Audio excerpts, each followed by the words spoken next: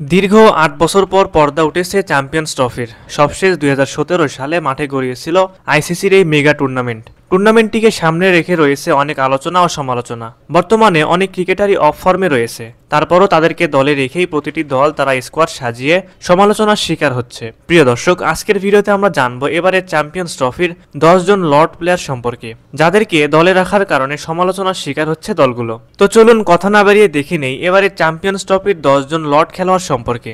শেষে যেই লর্ড খেলোয়াড়ের নাম বলবো তার নাম শুনলে আপনি অবাক হবেন, সুতরাং ভিডিওটি না টেনে শেষ পর্যন্ত দেখতে থাকুন। নম্বর ১০, হারিস রৌফ। এবারে চ্যাম্পিয়ন্স ট্রফি শুরুর আগে সবাই ধারণা করেছিল দারুণ বোলিং করবেন হারিস রৌফ, কিন্তু নিজেদের প্রথম ম্যাচেই বেশ খরুচে বোলিং করেছেন তিনি, তাই তো তাকে নিয়ে সমালোচনা হচ্ছে অনেক। নম্বর ৯, কেএল রাহুল। ভারতীয় ক্রিকেট দলের কুফা খেলোয়াড় কেএল রাহুল। এবার চ্যাম্পিয়ন্স ট্রফির ভারতের স্কোয়াডে রাহুল থাকায় বেশ সমালোচনার শিকার হচ্ছে ভারতীয় নির্বাচক প্যানেল।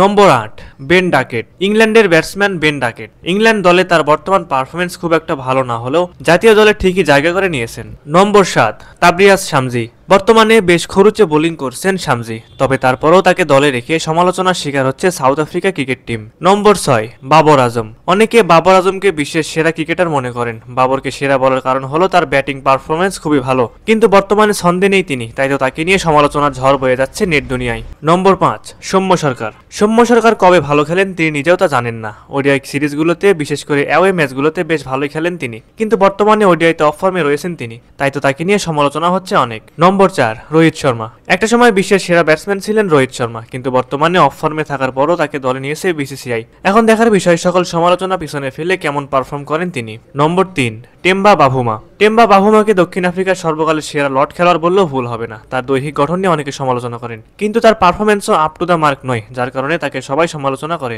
নম্বর ২, বিরাট কোহলি। বর্তমানে বিশ্বের সেরা খেলোয়াড় বিরাট কোহলি। তাকে এই তালিকায় দেখে অবাক হচ্ছেন নিশ্চয়ই। অবাক হওয়ার কিছুই নেই, সম্প্রতি কোহলির পরিসংখ্যান দেখলে আপনারা বুঝতে পারবেন তাকে কেন লর্ড খেলোয়াড়ের তালিকায় রাখা হয়েছে। সবশেষ নম্বর ১, নাজমুল হোসেন শান্ত।